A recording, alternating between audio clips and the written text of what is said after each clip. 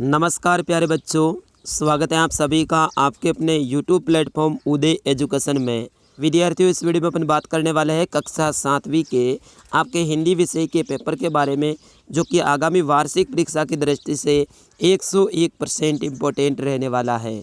विद्यार्थियों, अगर ये पेपर आपने अच्छे से देख लिया, 100% अच्छे से अच्छे परसेंट बनाएंगे और अच्छे अंकों के साथ में आप उत्तीर्ण होंगे। विद्यार्थियों, इस पेपर में मैं आपकी सुविधा के लिए सारे प्रश्नों के उत्तर भी साथ में लेकर आया हूं, ताकि आपको भी याद हो जाए। अगर इनमें से किसी प्रश्न का उत्तर आपको याद नहीं है तो 100% मैं गारंटी देता हूं कि इस पेपर में उन प्रश्नों के उत्तर मैं यहाँ पे याद कराने वाला हूं। बस आपको ये काम करना है, वीडियो को अंत तक देखना है और चैनल को क्या करना है, सब्सक्राइब करना है। विद्यार्थियों, ये काम तो मेरी मेहनत के लिए आप कर ही लीजिएगा। पहला प्रश्न है आपकी स्क्रीन पे कि हिमालय की बेटियां पाठ के लेखक कौन हैं। तो हिमालय की बेटियां जो पाठ है, इसके लेखक आपके ऑप्शन नंबर द रहेगा सही आंसर नागार्जुन है। कौन है विद्यार्थियों? नागार्जुन है। अगला प्रश्न है कि चिक्कों को उठाकर सज्जों पर नीचे की ओर झांकने लगती हैं। कौन लगती है विद्यार्थियों? यहाँ पे हो जाएगा आपका ऑप्शन नंबर ब युवतियाँ। कौन हो जाएगा? युवतियाँ। अगला प्रश्न है, इसमें देखिएगा, कठपुतली को दुख होता था। क्यों होता था? क्योंकि दूसरे के इशारे पे नाचने के लिए। तो आपका ऑप्शन नंबर ब रहेगा इसका सही आंसर। अगला प्रश्न है विद्यार्थियों, आप सभी को पेपर अंत तक देखना है, तभी समझ में आएगा। पेड़ खड़ा हुआ था नदी के किनारे, समुद्र के किनारे, फुटपाथ पर, तालाब के किनारे या फिर गांव के किनारे। तो विद्यार्थियों, पेड़ है वो समुद्र के किनारे फुटपाथ पर खड़ा था, तो अपना ऑप्शन ब रहेगा इसका सही आंसर। बढ़ते हैं अगले प्रश्न की ओर। अगला प्रश्न है, कविता में पहाड़ को दिखाया गया है किसान के रूप में, बैल के रूप में, बच्चों के रूप में या भेड़ के रूप में। तो पहाड़ को किस रूप में दिखाया गया विद्यार्थियों? किसान के रूप में। अपना ऑप्शन नंबर अ रहेगा सही आंसर। अगला प्रश्न है, समाचार जो शब्द हैं इसका संधि विच्छेद है। तो इसका संधि विच्छेद क्या हो जाएगा? सम धन आचार। अपना ऑप्शन नंबर अ रहेगा इसका सही आंसर। अगला प्रश्न है प्रश्न संख्या 7, मान शब्द में कौन सा उपसर्ग जोड़ने पे उसका अर्थ है वो घमंड हो जाता है। तो अपन क्या जोड़ेंगे? अभी जोड़ेंगे। तो क्या हो जाएगा? इसका अर्थ अभिमान हो जाएगा, और अभिमान का मतलब क्या होता है? घमंड होता है। तो इस तरह से आपका ऑप्शन ब रहेगा सही आंसर। अगला प्रश्न है, मानव का विलोम शब्द है। तो विद्यार्थियों, मानव का विलोम शब्द क्या हो जाएगा? अपना ऑप्शन नंबर स दानव हो जाएगा। क्या हो जाएगा? दानव हो जाएगा। अगला प्रश्न है, रास्तों में खाली जगह सूख गया था, पानी या कीचड़। तो यहाँ पे क्या हो जाएगा? रास्तों में है विद्यार्थियों वो कीचड़ सूख गया था, तो यहाँ पे आप लिखोगे कीचड़। अगला है, मैंने उनकी खाली जगह आंखों की ओर घृणापूर्ण या स्नेहपूर्ण देखा। तो यहाँ पे आप लिखोगे स्नेहपूर्ण देखा। कैसे देखा? स्नेहपूर्ण। अगला प्रश्न है, प्यारे बच्चों वीडियो को अंत तक देखना है, तभी ये सारे प्रश्न समझ में आएंगे। हिमालय की गोद में खाली जगह बनकर ये कैसे खेला करती हैं? पुत्रियाँ या बच्चियाँ? तो यहाँ पे सही आंसर क्या हो जाएगा? बच्चियाँ। रोहिणी उठकर अपने खाली जगह विजय बाबू के पास में गई। तो विजय बाबू कौन थे? उनके पति थे। तो यहाँ पे आप लिखोगे पति। अगला प्रश्न है प्रश्न संख्या 10।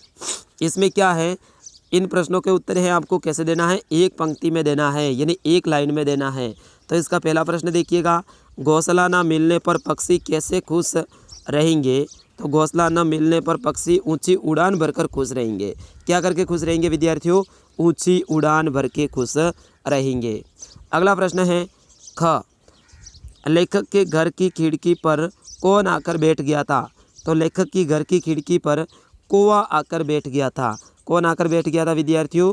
कौवा आकर बैठ गया था। अगला है, नदियाँ दूर से दिखने पर कैसी प्रतीत होती हैं?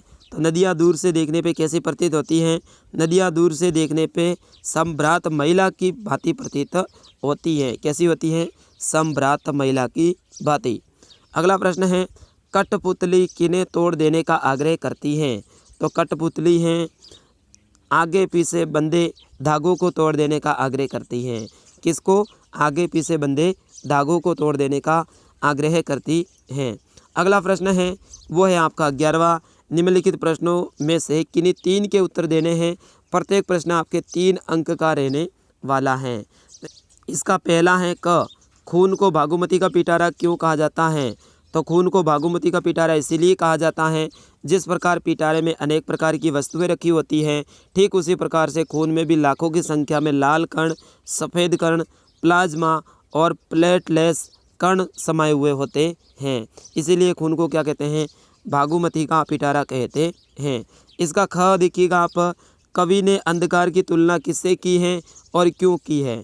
तो कवि ने अंधकार की तुलना भेड़ों के गले से की है, क्योंकि जिस प्रकार भेड़ों के झुंड में भेड़ एक दूसरे से सटकर इकट्ठा होती हैं, उसी प्रकार शाम को अंधेरा भी चारों ओर से फैल जाता है। अगला देखिएगा ग, इसका खिलौने वाले के आने पर बच्चे की क्या प्रतिक्रिया होती थी? तो उत्तर देखिएगा, खिलौने वाले की मधुर सुरीली आवाज़ सुनकर बच्चों में हलचल मच जाती थी और वह अपने खेलों को छोड़ के घरों, गलियों और उद्यानों से उसके पास खींचे चले आते थे। और इसी हड़बड़ी में किसी की टोपी गिर जाती थी तो किसी के जूते उद्यान में ही छूट जाते थे। इस तरह से आपको उत्तर लिखना है। अगला प्रश्न है, मनुष्य को धरती की भांति सहनशील क्यों होना चाहिए? तो मनुष्य को धरती की भांति ही इसलिए सहनशील होना चाहिए क्योंकि वह भी धरती की तरह सुख दुख को समान रूप से सहन कर सके, अर्थात स्वीकार कर सके। अगला प्रश्न है, निम्नलिखित शब्दों के विलोम शब्द लिखिए। आय का विलोम क्या हो जाएगा? व्यय हो जाएगा। आशा का विलोम क्या हो जाएगा? निराशा हो जाएगा। उदय का विलोम क्या हो जाएगा? अस्त हो जाएगा। कोमल का विलोम क्या हो जाएगा? कठोर हो जाएगा। अगला प्रश्न है, निम्नलिखित पद्यांश की सप्रसंग व्याख्या कीजिए। ये पद्यांश है, इनकी क्या करनी है? आपको व्याख्या करनी है सप्रसंग। सबसे पहले प्रसंग लिखोगे, ये उस पाठ में से लिया गया है, इसके लेखक वो, इसमें कवि ये बताना चाहता है। फिर उसके बाद में क्या लिखोगे आप? व्याख्या लिखोगे। इनके बारे में ना बड़ा लिखना है, कम से कम 50 शब्दों में, ठीक है। तो ये दोनों आप पढ़ लीजिएगा। अगला प्रश्न है गंध्यास वाला, विद्यार्थी वेरी इंपॉर्टेंट है और इजी प्रश्न है कि निम्नलिखित गंध्यास को पढ़कर नीचे दिए गए प्रश्नों के उत्तर दीजिएगा। गंध्यास को पढ़ लेना है सबसे पहले आपको 2 से 3 बार। जैसे कि माधव दास को चिड़िया बड़ी मनमानी लगी, उनकी स्वसंधता बड़ी प्यारी जान पड़ती है थी। कुछ देर तक वह उस चिड़िया का इस डाल से उस डाल थिरकना देखते रहे। इस समय वह अपना बहुत कुछ भूल गए। उन्होंने उस चिड़िया से कहा, आओ तुम बड़ी अच्छी आई हो, है ना, इस तरह से उन्होंने कहा। तो यहाँ पे देखिएगा पाठ के प्रश्न। पहला पाठ है कि ये गंध्यास किस पाठ से लिया गया है और पाठ के लेखक का नाम बताना है। तो ये गंध्यास है चिड़िया की बच्ची और उस पाठ से लिया गया है और इसके लेखक कौन है? जिनेंद्र कुमार हैं। इसका दूसरा प्रश्न देखिएगा, माधवदास चिड़िया से क्यों प्रभावित हुआ? तो यहाँ पे देखिएगा माधवदास चिड़िया की स्वदंशता और उसकी थिरकना फूदना देखकर प्रभावित हुआ। इसका तीसरा है माधवदास ने चिड़िया से क्या कहा? तो देखिएगा आप यहाँ पे माधवदास ने चिड़िया से कहा कि ये बगीचा तुम्हारे बिना सूना लगता है, इस बगीचे को अपना समझकर यहाँ आया करो। ग है माधवदास क्या चाहता था? तो यहाँ पे देखिएगा माधवदास चिड़िया को रोजाना उसके बगीचे में आते देख चाहता था। अगला प्रश्न है, अपने विद्यालय के प्रधानाध्यापक को स्थानांतरण प्रमाण पत्र यानी टीसी के लिए प्रार्थना पत्र लिखना है। तो आपको प्रार्थना पत्र कैसे लिखना है विद्यार्थियों? सबसे पहले यहाँ पे लिखना है सेवा में श्रीमान जी। फिर उसके बाद में यहाँ पे है ना आपको जैसे डैश लगाना है। फिर नीचे वाले लाइन में यहाँ से शुरू करना है, श्रीमान प्रधानाध्यापक महोदय उदय पब्लिक उच्च प्राथमिक विद्यालय। आपके स्कूल का नाम मैंने यहाँ पे चितलवाना लिखा है, इस जगह आप अपने स्कूल का नाम लिखिएगा। फिर उसके बाद में यहाँ पे क्या लिखना है? महोदय लिखना है। देखिएगा यहाँ पे इस तरह से महोदय लिखना है, फिर यहाँ पे कोमा लगानी है। फिर आपको लिखना है सविनय निवेदन है कि मेरे पिता जी का स्थानांतरण है वो कहाँ हो गया है? जालोर हो गया है। आप अपने ज़िले का नाम जरूर लिखिएगा। हम सभी लोग हैं वो पिताजी के साथ में जालोर जा रहे हैं, अतः आपसे प्रार्थना है कि मुझे टीसी यानी स्थानांतरण प्रमाण पत्र शीघ्र दिलाने की कृपा करावे। आपका आज्ञाकारी शिष्य, फिर यहाँ पे आपका नाम लिख दीजिएगा और आपकी क्लास 7 लिख दीजिएगा और फिर जिस दिन आप लिख रहे हैं एप्लीकेशन उस दिन की दिनांक लिख दीजिएगा। या फिर ये नहीं आता है तो आप एक पत्र भी लिख सकते हैं। अपनी बहन के विवाह में मित्र को बुलाने के लिए क्या करना है? आपको पत्र लिखना है। विद्यार्थियों अगला प्रश्न काफ़ी बड़ा है, निबंध इसलिए मैंने नहीं लिखा है, लेकिन ये सारों के सारों निबंध हैं, आपके एग्ज़ाम की दृष्टि से इम्पोर्टेंट रहेगा। होली के ऊपर निबंध याद करके जाइएगा। मेरा प्रिय खेल इसके ऊपर लिख के याद करके जाइएगा। कोरोना वायरस निबंध याद करके जाइएगा। मेरा विद्यालय और मेरा प्रिय शिक्षक, इनको याद करके जाइएगा। सबसे इम्पोर्टेंट है वो कोरोना वायरस, मेरा प्रिय खेल, मेरा शिक्षक और मेरा विद्यालय, ये रहेंगे।